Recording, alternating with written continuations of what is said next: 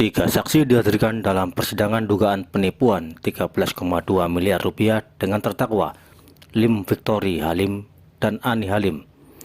Tiga saksi itu adalah Tri Sutejo, Andi Wijaya Santoso, dan Johanna pada Senin 28 Maret 2022. Di hadapan majelis hakim, saksi Andi yang mendapatkan pertanyaan dari JPU Burgon S.A.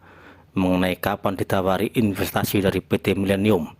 Saksi Andi ditawari investasi di PT Millennium sekitar Agustus 2015 di kantor PT Millennium di Jalan Maijen Sungkono oleh Rudiati Chandra, Direktur PT Bumi Berkat Citra atau BBC, kini yang sudah meninggal dunia, dan ditawari bunga 12% serta transfer 5 miliar rupiah ke rekening PT BBC. Perusahaan ini satu grup dengan PT Millennium, ungkap Andi. Menurut Andi, pihaknya telah mendapatkan bunga atau keuntungan per bulan tanpa dipotong PPh. Dan selanjutnya perusahaan gagal bayar dan tidak mendapatkan bunga atau keuntungan lagi pada 2016. Ketua Tim Penasihat Hukum terdakwa Supriyati S.A., Wilfred S.A., dan Harliani S.A., dan Ahmad Imam Santoso S.A. bertanya pada saksi apakah telah mendapatkan keuntungan berapa. Saksi Andi mau karena bisa menjual nantinya. Ketika JPU BWTSA bertanya pada saksi Andi apakah pernah mengecek legalitas perusahaan, saksi Andi mengaku tidak mengecek legalitas perusahaan.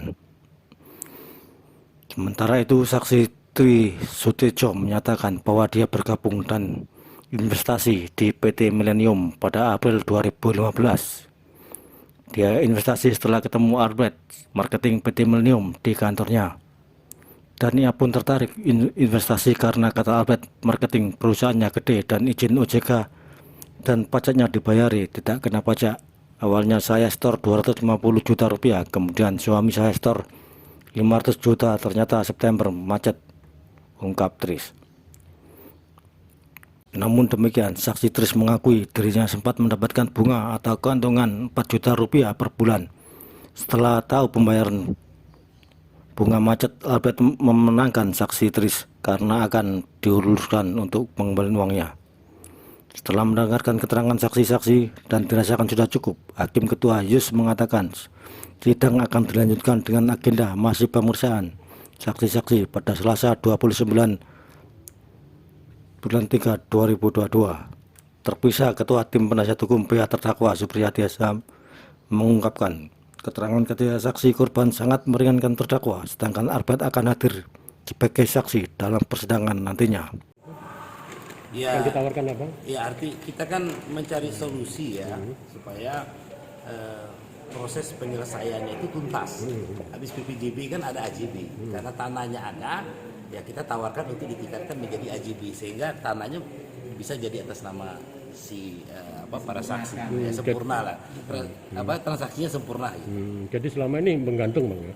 Ya, selama ini ya memang ada juga ya mungkin belum dapat tawaran lah, mungkin para saksi ini kan mungkin sudah merasa lapor polisi, sudah ada sebagai macam gitu. Ya, namanya kan mungkin.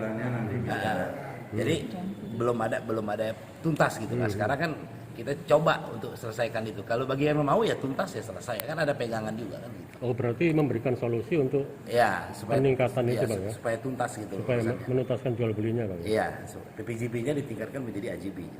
Dari saksi 1, saksi 2, saksi 3, saksi 4, dan saksi 5 itu membuktikan semuanya hukum keperdataan. Jelas ya tadi. Jelas. Sebelum melakukan transfer, saksi tadi mengisi formulir penempatan NPN. Ketika dia sudah mengisi ya NPN, setelah dia mengisi lalu dia mentransfer, ada bilet dan perjanjian. Perjanjiannya pun tadi ditanyakan ditandatangani. Lalu kemudian dari brosur-brosur tadi yang diperlihatkan juga jelas tidak ada kata-kata deposito. Pak, untuk dia tadi menyangkut nama Albert. Apa Albert ini tidak jadi tersangka atau junto 55-nya, Pak? Tidak, malah Albert akan hadir sebagai saksi. Karena perkara ini kan kalau saya lihat dari fakta persidangan kan ini kan satu sisi ya, sisi menyatakan bahwa ini deposito, ini apa ya. Klausulnya jelas, Bang, ya? Jelas Pak Sul, bisa dilihat nanti.